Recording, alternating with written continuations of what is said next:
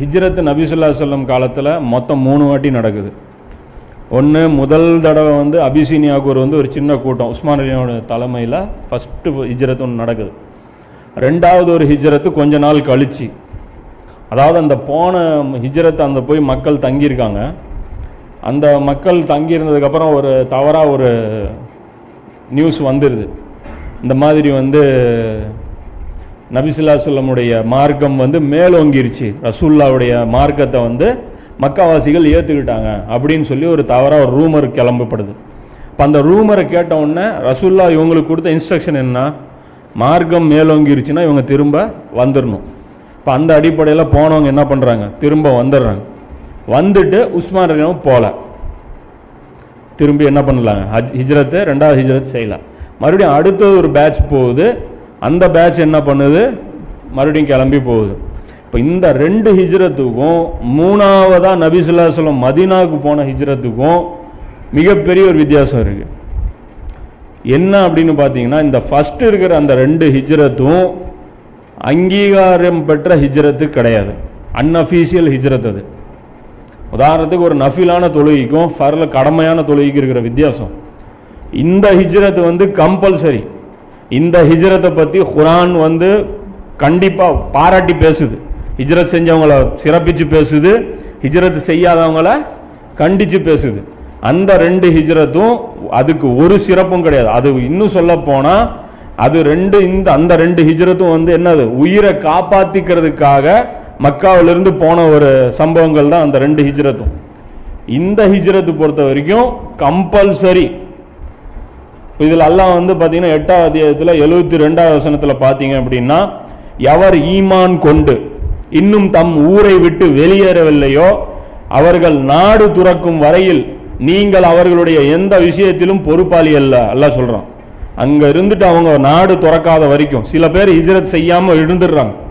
எங்க மதீனாவுக்கு நபி ஸல்லல்லாஹு அலைஹி வஸல்லம் போகும்போது சில முஸ்லிம்கள் ஹிஜ்ரத்து செய்யாமல் இருந்துடுறாங்க.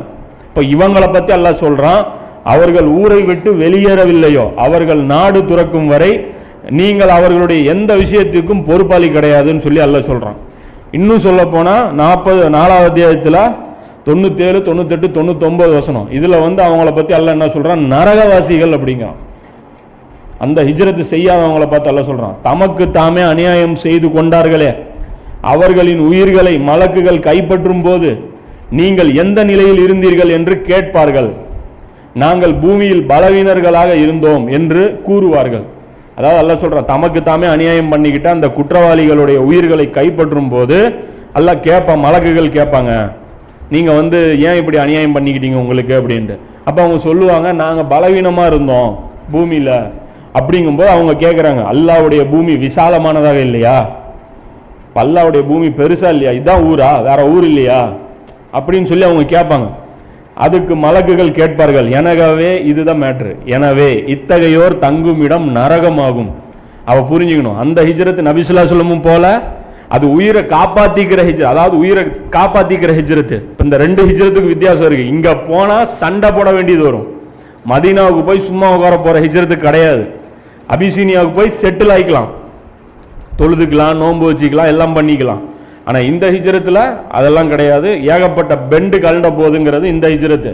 இப்போ ரசூலுல்லாவுக்கு ஃபோர்ஸ் தேவைப்படுது. அப்போ ஹிஜ்ரத்துலேருந்து ஒரு நம்பர் குறைஞ்சாலும் அந்த படைக்கு என்னது, இழப்பு. இப்போ அந்த அடிப்படையில் இவங்களுக்கு நரகவாசிகள்னு சொல்லி அல்லாஹ் சொல்கிறான். ஆனால் ஆண்களிலும் பெண்களிலும் அதே சமயம் சில பேருக்கு அல்லாஹ் வந்து மன்னிப்பு கொடுக்குறான், சிறுவர்களிலும் பலவீனமானவர்களை தவிர. இப்னு அப்பாஸ் பார்த்தீங்கன்னா அப்போ சின்ன பையனாக இருக்கிறார், அவருனாலே ஹிஜ்ரத் பண்ணி அவர் போல, ஏன்னா அவங்க அப்பா இஸ்லாத்தை ஏற்றுக்கல. அப்பாஸ் வந்து அவர் என்ன பண்ணுறாரு, இந்த பத்ரு போரில் கூட வந்து அவர் கைதியாக வந்து பிடிக்கப்படுறாரு.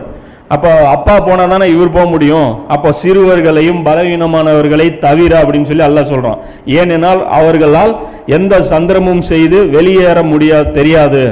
அத்தகையோரை அல்லாஹ் மன்னிக்க போதுமானவன், அல்லாஹ் மிகவும் மன்னிப்பவனாகவும் பிழை பொறுப்பவனாகவும் உள்ளான் அப்படின்னு சொல்லி இந்த 4வது அத்தியாயத்தில் 97, 98, 99 முடிச்சிடறான்.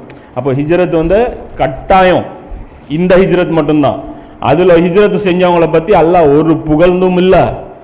அந்த ஹிஜ்ரத் குர்ஆன்ல இல்லவே இல்லை. இன்னும் சொல்ல போனால் ஒரு பர்மிஷன் மாதிரி அல்லாஹ் கொடுக்குறான் ஒரு இடத்துல, வேணா போனா போய்க்கோங்கப்பா, அப்படிங்கிற மாதிரி தான் அந்த ஹிஜ்ரத் இருக்கு.